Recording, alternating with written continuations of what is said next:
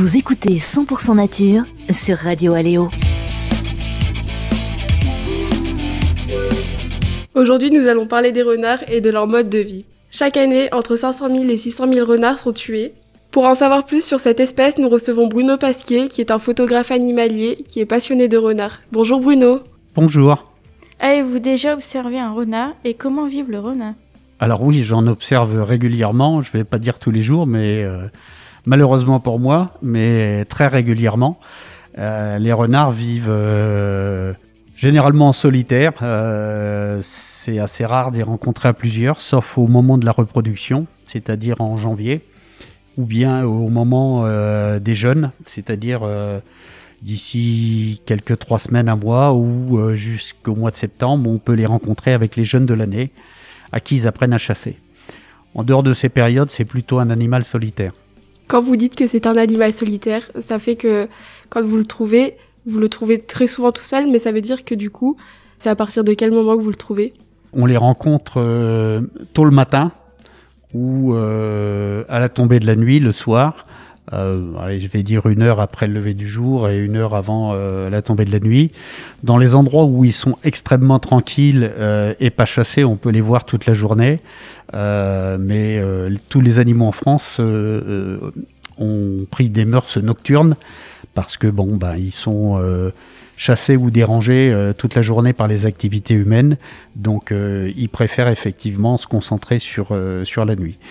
Ensuite, après, pour trouver un renard, je les trouve soit en forêt ou soit dans les prés en bordure de forêt, où ils sortent pour se nourrir, puisqu'ils mangent des campagnols, comme on l'a dit en introduction. Et donc, ils vont souvent dans les champs pour attraper les campagnols. Depuis combien de temps vous exercez cette passion ? Ça va faire 35 ans, 40 ans, je ne sais pas, je n'ai pas compté. À peu près, que je pratique la photo animalière. Pour vous, est-ce qu'un renard est très, très sauvage ? C'est sans doute l'animal le plus sauvage que l'on peut avoir chez nous. Alors je parle de mammifères, hein. C'est un animal qui vit à proximité de l'homme, mais que l'on ne voit jamais. Peu de gens ont la chance de rencontrer les renards, et pourtant ils vivent tout à côté de nous. C'est un animal qui s'est totalement habitué à nos mœurs et à nos habitudes et qui a une capacité d'adaptation énorme puisque, comme vous le savez, il y a des renards qui maintenant vivent en ville. Il y en a beaucoup à Londres, il y en a quelques-uns à Paris et on en rencontre un certain nombre en ville où, je vais dire, ils sont presque plus tranquilles en ville parce qu'ils ne sont pas chassés que dans nos campagnes aujourd'hui. Donc oui, c'est un animal sauvage mais qui vit à proximité de l'homme. On sait que beaucoup de renards sont tués, vous savez pourquoi ? Alors, je sais les causes qui mènent effectivement à leur destruction. Une des premières causes, c'est la chasse. Alors, pourquoi est-ce qu'on tue le renard ? On tue le renard pour plusieurs raisons.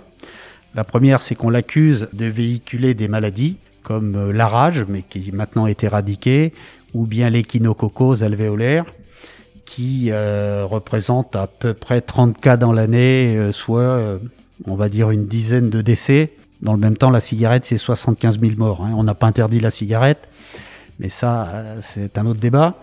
Ensuite, c'est un animal qui rentre en concurrence avec les chasseurs, puisque au moment de la chasse, on lâche beaucoup de gibier d'élevage, parce qu'il n'y en a plus dans la nature, ou plus suffisamment. Et donc ces gibiers d'élevage sont des proies faciles puisque ils savent pas ce que c'est qu'un renard et ils vivent pas dans la nature, ils vivent en élevage. Donc le renard tape dedans, c'est sûr, et donc c'est de la concurrence pour les chasseurs qui eux ont payé les animaux pour pouvoir les tuer.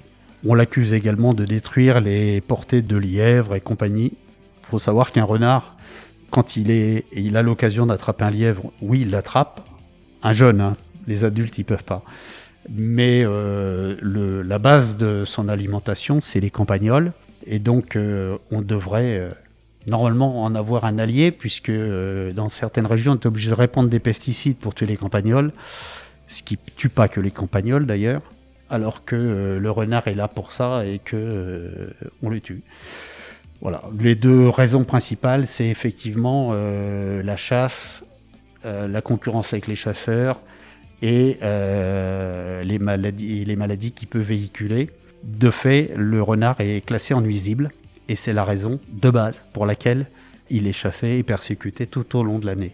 Pour vous, que veut dire nuisible pour un renard ?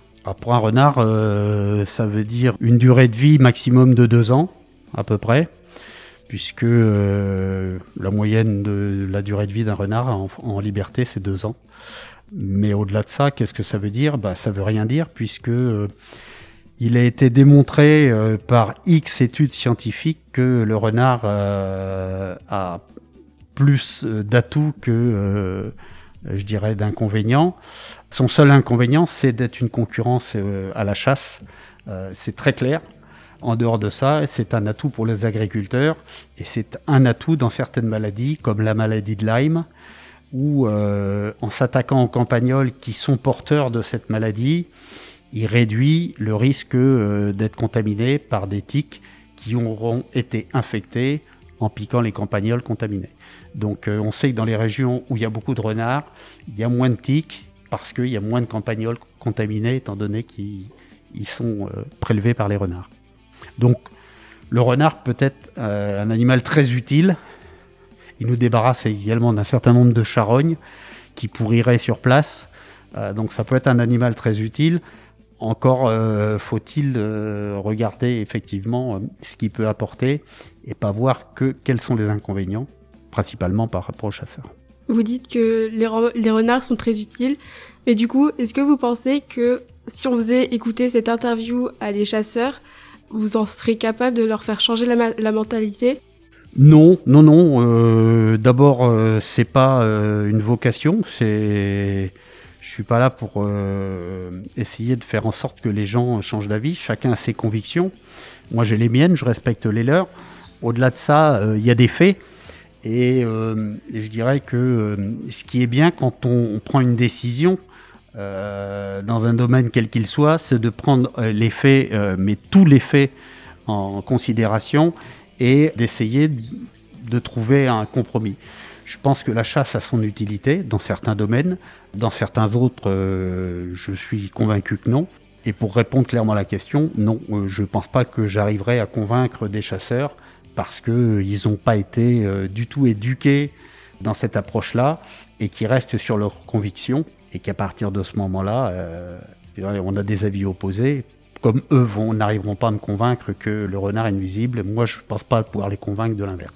Pourquoi le renard peut être chassé ? Tout simplement parce qu'il est nuisible et que à partir du moment où la chasse se termine, le renard, lui, il est chassé toute l'année. Le renard, il est chassé en période de chasse pendant les battues. Dès que les battues s'arrêtent, il peut être tiré à tout moment par les gens qui possèdent un permis de chasse, puisque il est nuisible. Il peut être déterré, il peut être piégé avec des pièges, toutes sortes de pièges d'ailleurs. Et à une époque, il était gazé. Alors je dis à une époque parce qu'aujourd'hui c'est interdit, sauf que moi au jour d'aujourd'hui, je retrouve aussi des bombes de gaz à l'entrée des terriers, Donc ça m'est déjà arrivé. Donc il y a quelques stocks dormants qui permettent encore de gazer les renards. Pour finir, nous remercions Bruno Pasquier de s'être déplacé, d'avoir répondu à toutes nos questions, nous avoir renseigné un peu plus sur les renards. Grâce à vous, nous allons faire plus attention à la vie des renards et nos comportements envers eux. Merci Bruno. Merci à vous. Cette émission a été réalisée par les élèves de première Bac Pro Service aux personnes et au territoire de la MFR de Pontevel en atelier avec Radio Aléo.